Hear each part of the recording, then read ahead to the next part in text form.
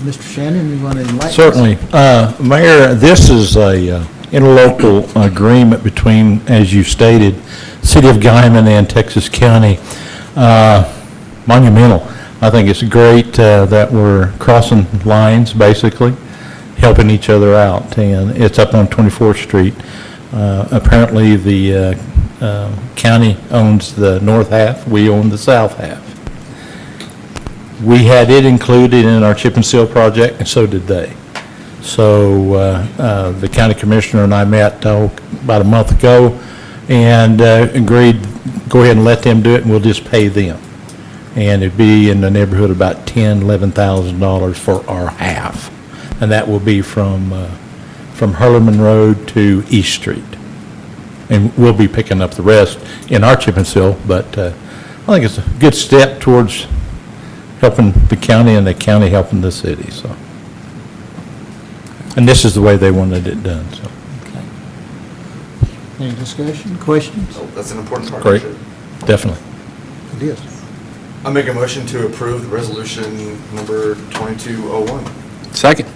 Have a motion and a second. Sanchez. Aye. Setzer. Aye. Alvidrez. Aye. Swager. Aye. Peterson. Aye. We've got 5 ayes.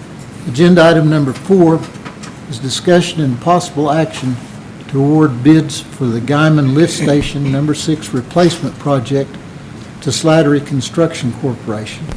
And I believe we have a representative from Park Hill here. If you'd like to come up and enlighten us. Good evening, y'all. I'm Ryan McDonald from Park Hill. We're the engineer on this project. We opened bids on May 12th last month for the replacement of lift station number 6, which is on First Street. We had only one bidder that submitted bids for that project, and it's Slattery Construction Corporation. And their bid price was $265,000, which was about $32,000 under our estimated construction price. We do have historical experience with Slattery. I believe they've done 9 lift stations for the city of Guymon already. So I don't have any hesitation in awarding that project to them, and that would be our recommendation. Okay. Any questions, discussion? I will say that this came in way under our budget even, so that's a good thing. Good.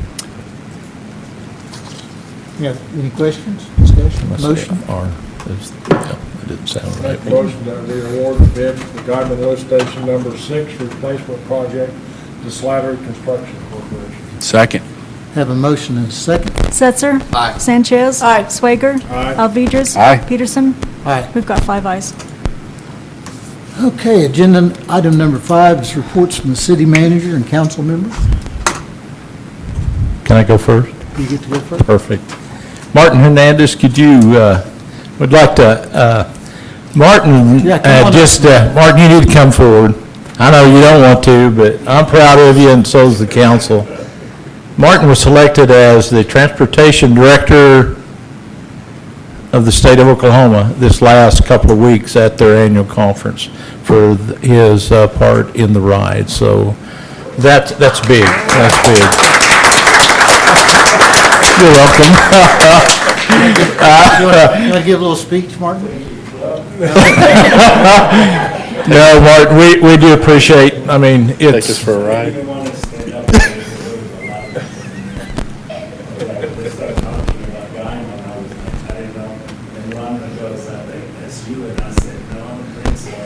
Finally, they called my name, so I was going to have to go up there.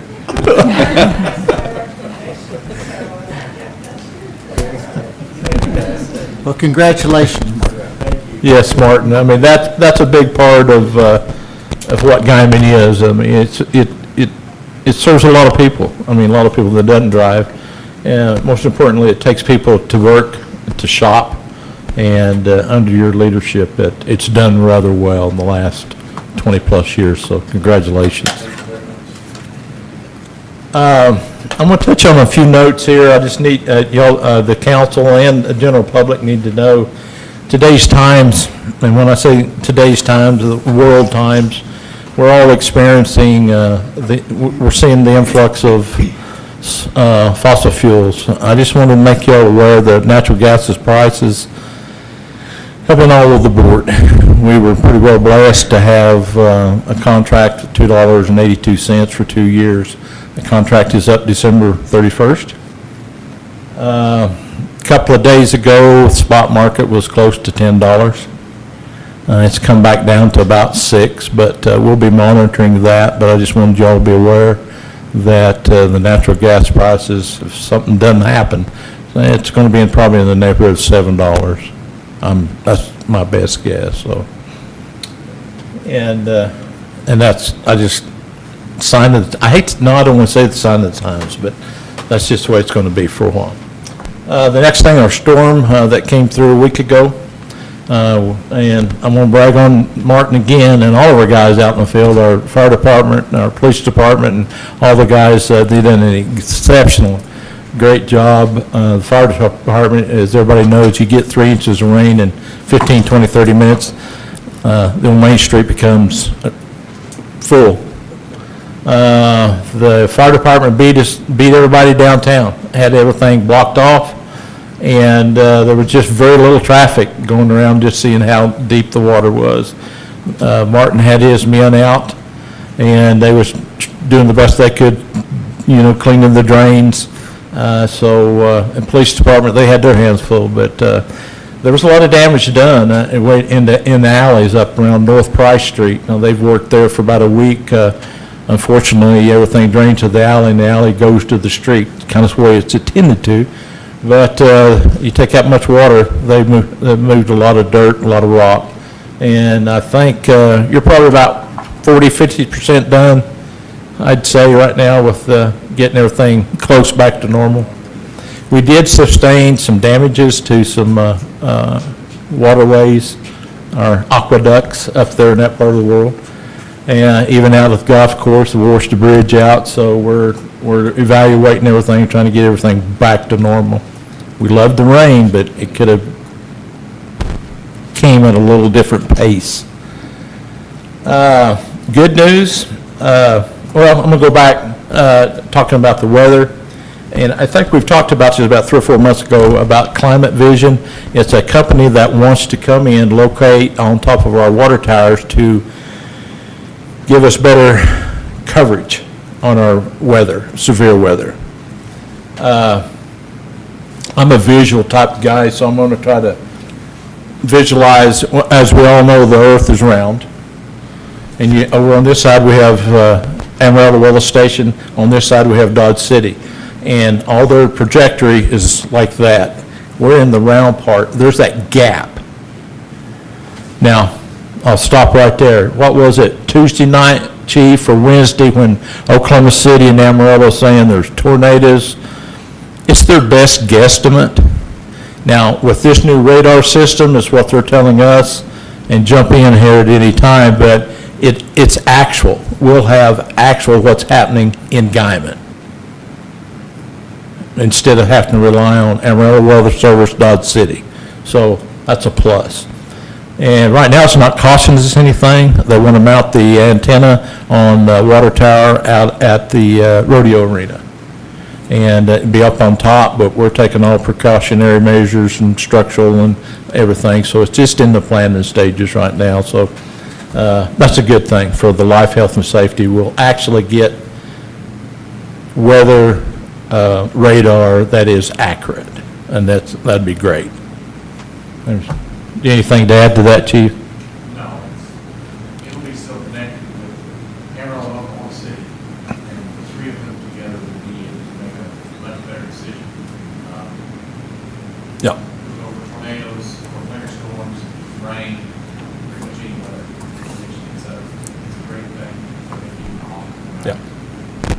Great. Now, some good news. The Department of Transportation, again, Martin met on North Main Street from 7th Street to 11th Street. We've already getting ready for them. They're going to be coming in there and milling that all down, and we're having to trim some trees, not tear any trees out. We're just going to do a prune job, and that started, I think, this week or probably next week. But they're talking about mid-August, they'll come in there and relay, or mill it all down from the bricks to 11th Street, so. Then today, I think I sent out a notice that we just got from Senator Inhofe where they've appropriated money to come in and do the Highway 54 through town and put sidewalks. 9 million. Yes. 9 million. That's, now, I didn't read it, there was some other stuff going on, but I don't know if there's a start date or something like that, but if I find that, I'll share that with you, so that's big. They come in here and put the sidewalks, mill that down, and put it in right, so that'd be a plus. And we are working on sidewalks, right, for 64. Right. And Sergio, we have good contacts, and I invite anybody that wants to. We invite ODOT out to just have coffee with us from time to time, and that invitation went out this afternoon. And if you're interested in sitting in on those meetings, the department engineer and his people, they like to come out to Guymon. And when they come out to Guymon, they most generally leave, and they'll be doing something for us. So I'll spread that around when we finally get that finalized. So ongoing repairs of the wastewater treatment plant, just north of Seaboard, that's continuing. And things are rocking and rolling quite a little bit. We're spending a lot of money, but we're getting things back to normal, finally.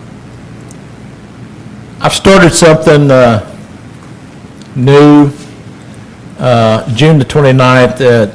I've got a flyer here, and it said, let's talk, what's on your mind. I want to open up City Hall just one-on-one with the public. I'll just be fielding questions. Anybody want to come in? It'll be at 5:30 after hours. You want to know what makes the city click, or do you have suggestions? Even if you have concerns, or I'd say use this word, you just want to gripe a little bit, I'll listen to you. 9 times out of 10, that gripe turns into something that we need to know. I mean, it happens every day. I mean, people want to call and they have concerns and they yell and scream, but we learned something from that. Just learned something just the other day the city promised to do that we hadn't done yet. So I need to hear that. So we're going to open that up to the public. So 5:30, it'll be the last Wednesday of every month, just once a month. And the first one will be the 29th, I think it is.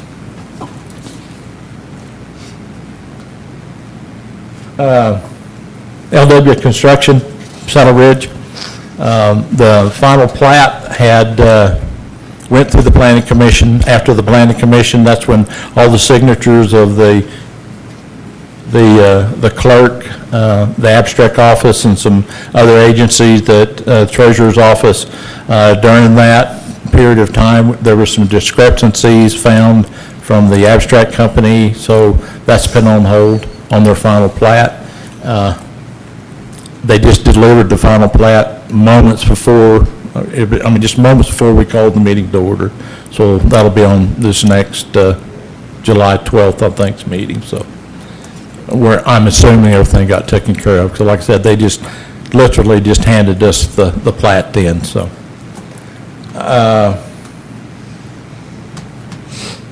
that's really about all I got. There's a lot going on.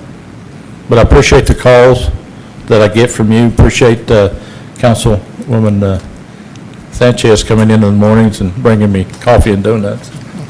She don't bring donuts. But anyway, but I do appreciate your calls and concerns, and it's been interesting this month. Looking forward to next month. Thank you, Mike. Anybody else?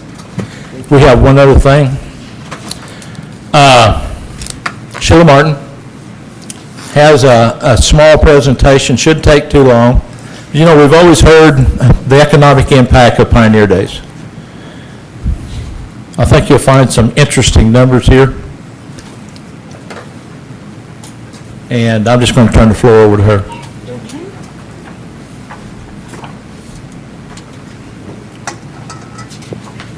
So we finally have everything in place where we're able to track these numbers and better see what kind of impact that an event has on us, on the city. And we've always said that Pioneer Days has a huge impact, and honestly, even I didn't realize how big of an impact there is.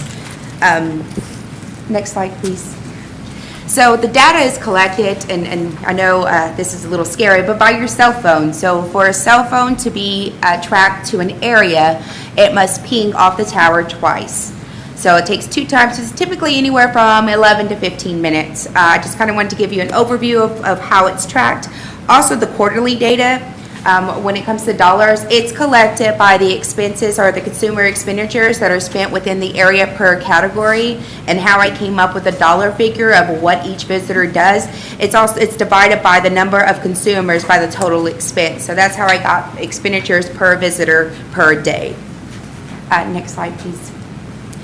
So here's a map of the area in Guymon that I drew a geofence around and was able to get our data. So it's just that small little area right there. And I did it for the dates of April 5th through May 10th. That way we can capture everybody coming in to do their practice rounds as well as whenever they left for the rodeo.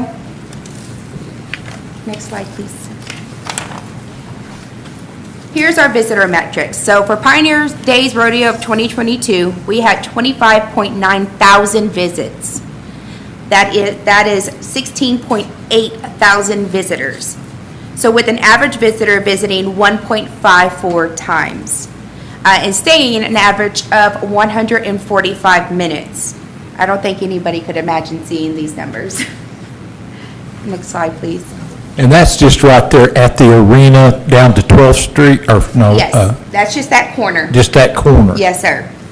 So visitors' behaviors, so this is kind of where did these people typically shop and or go in the past 48 hours. So in the past 48 hours, we see that 48% of the people went to this Walmart. 21% of these people went to Pub on the Bricks, 16% of the people went to Brahms, and 15% of the people went to Sonic. So we know they're spending money. Next slide, please. Visitors' journey, so where did they come from? Where did they go? Cotton Eye Joe?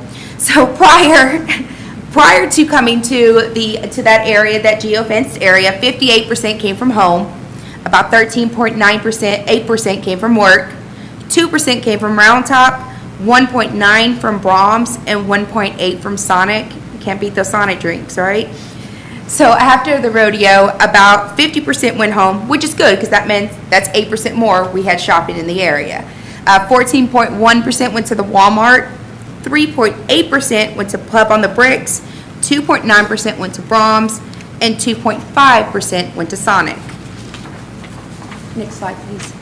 So out of the 16,800, where's our visitors coming from?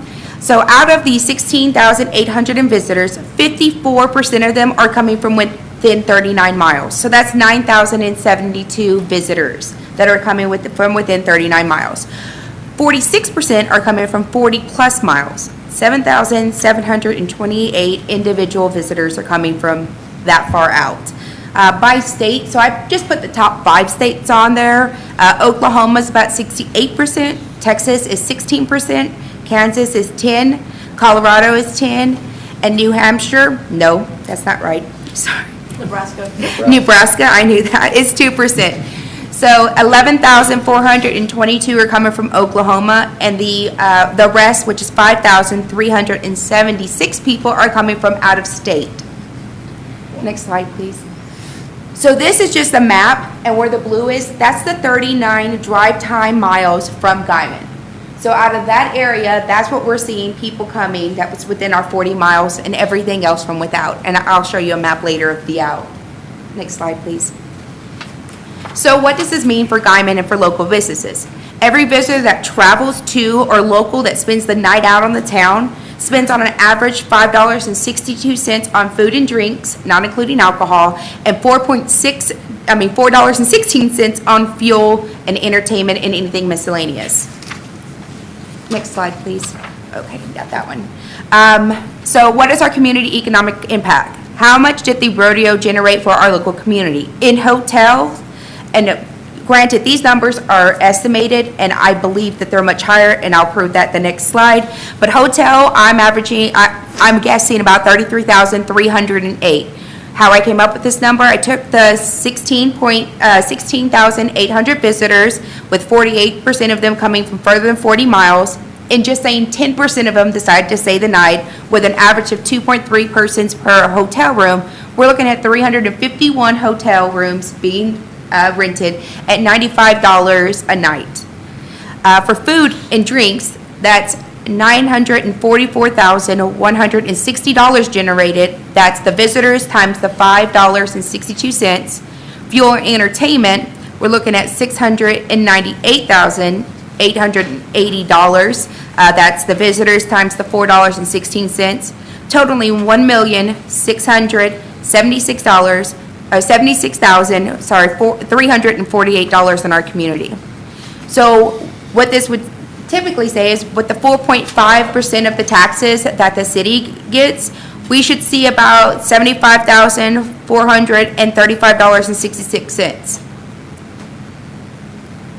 So here's our sales tax revenue. This is the actual dollars that we've received in April and May. So for April, we had, in sales tax revenue alone, we had $620,355.88. In May, $710,998.54, totaling our sales tax revenue for the 2 months at $1,331,354.42. Whew, that's a lot of numbers. For hotel motel tax revenue, for April, we had $75,003.37. In May, $72,912.56. Totaling $147,912.56.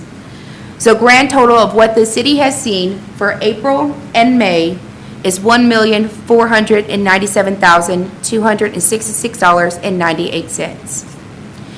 And I would like to say that those 2 months for hotel motel, they are the highest 2 collected months ever on record. And so that's all I have, but I do kind of just wanted to show you on a my Mobalytics report from Buxton. Just to kind of show you how far. So what I'm going to show you is the household. So every green or white dot is the household. The green, then of course, just means more concentrated. And on the white, you'll see just kind of where people are coming from that area.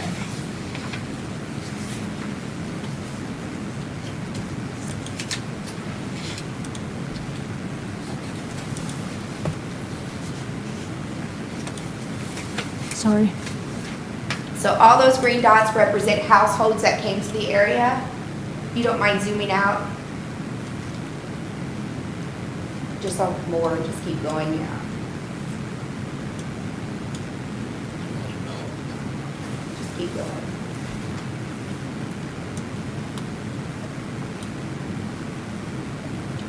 Alrighty, we see people from Woodward, Oklahoma City, Albuquerque. You keep zooming out just all the way, yeah. Tulsa, we have people from Nebraska, Alabama, Austin, Texas, Phoenix, Arizona, Tucson, Los Angeles, California. So this reaches a large area. So we pull from quite a few people, from quite a few states when we do our Pioneer Days. And I just wanted to show y'all, like, this does make a huge impact on our economy. Is there any questions? Excellent. I like it. Good Thank you so report. much. Have y'all ever imagined it was that many people that we had? I mean, the data usage definitely goes up, but that's a big number, for Yeah. sure. All right, well, thank you. bet. Sheila, thank you. Thank you. Anyone else? Anybody have anything? Sergio? Oh, one more announcement, I'm so sorry. We are doing our summer movie nights, and the first one is this Saturday. It's in Gonthal, and it's at the Oklahoma Park, so we hope to see everyone there. Thank you, Sheila. Thank you. Yes. I got one other thing, our water conservation program that we started the 13th, and Tracy'd come up with some numbers. I think it's making a difference, anywhere from 12 to 13% on our water conservation, and that's rough numbers, but the public are, they're participating, but there are still some that we have to make a short visit with, but so far so good, so. And thank goodness for the rain. You got that in? No? I've got just a few things. Some of you were out here, as I refer to our part of the world in Oklahoma, we're out here in the 4th and 5th time zone in Oklahoma. And a lot of people probably may not be aware, but right now the legislature's in a special session. It was called by the governor. And what they're talking about are taxes. Most of it is a way to cut taxes, do some reduction in taxes. One of the main things they're hitting on, though, is there's about 7 different proposals affecting sales tax on groceries. Part of it is the state's, most of it is the state's portion of that, which would leave ours alone, the city, because we, as a lot of people don't know or don't forget, don't realize, we don't talk about it enough, but sales tax is one of the main drivers of income for the city of Guymon, besides utilities and permits and fines and other things. Well, anyway, to make a long story short, they're meeting, and they're probably going to vote on something tomorrow, the way I understand it. One of the things, though, that is very disturbing to municipalities is one of the last bills that they filed in this special session would take away the municipality's right to collect sales tax on groceries, is one option. I don't think that's going to happen. But also, they've got a couple of things in there that would restrict some of the things we could charge sales tax on if they do away with the grocery deal. It's very involved. You can get online and find it. I'll try to get some information to Mike on the bills. I haven't seen the total bills yet, but a lot of it, I guess the most disturbing part to me is the fact that the legislature wants to put mandates upon us, but then they want to take away some of our mandates to locally control and provide for our citizenry. And if some of these things happen, there's a very good possibility that a lot of communities are going to have to make some very serious choices on the services that they offer, or else go up drastically on utilities or other rates. I just wanted to pass that along. Again, we're out here in Oklahoma Panhandle. We don't get a lot of the stuff from Oklahoma City in the news, and now with streaming TV, a lot of people don't also. Mayor, there are 4 bills that I'm aware of, and I wrote Representative Petskowski today because the House will be voting on those, and I'm sure he's going to be in line with how he knows how important that is to small communities. But I would encourage everybody to send an email or write Representative Petskowski, and just so he'll have that information that he can use in opposing that legislation. I think, did you all get I think I sent that to Mike to send to you all today, the alert from OML. You should have it in your Would that be inbox. against the rules to post that on our social media or website? We can put it out anywhere you want. There you go. I called Ken today, and we talked for about 30 minutes. I think he's agreeable to what would be good for this part of the world, but the underlying deal, this is a speaker's bill, so, you get into the politics of the deal. So I wanted to bring that out. Mr. Shannon hit on our water use plan, and a lot of people don't know it, so I asked him to bring them up, but I really want to bring it. I hope there's some more around here. City of Guymon has rain gauges, but we didn't buy them to measure the rain because they'll end up deteriorating before they get the full lifespan of rain use out of it. But this is on here. This is a deal to stick in your yard and see what your sprinkler's doing. It states right on here, most lawns need from 1 to 1.5 inches of water per week. A lot of people get carried away, maybe use a little more of it. Well, it's your dollars, and it's going to become more and more your dollars as the price of water goes up. So if anybody wants one, we'll make sure you get them, have them available here, and take it home and stick it in your yard and just see how much water you are putting on in a week. It'll kind of surprise you what we're doing. But we've got to really we're going to have to get busy on water, and we already are. And also, I want to commend the code enforcement people. I've seen a lot of the results of the work they've been doing around town on cleanup, but there's still a lot left to do. If you got a neighbor that's got junk in their yard, or they've got weeds or trash or something, maybe they're not capable of going out and doing that. Maybe they're an older person or something. Check on them. Offer to, if you got some time, offer to go help them clean up. It's what the state of their property affects the value of your property, so it's in everybody's best interest. We did have the tremendous rains we talked about, but with all the wind we've had in the last 2 days, that rain's pretty well gone. Everything's going to start drying up. So we want to make sure that we don't burn the town down, and also we don't want to get it cleaned up so there's not a place for skunks and other rodents and snakes and stuff like that to hibernate, because with the weather out in the country, wildlife's going to migrate into town. I think we're already seeing the foxes and then the deers on the west side of town. So that's all I've got, and I just want to thank everybody for their hard work, and like Mike's told me, our water use it's been effective, what we've been doing so far, so keep up the good work. Is there any, at this time, is there any public comments or announcements? Any public comments and announcements? Well, if not, I will declare this meeting adjourned. Thank everybody for coming. Thank you, guys.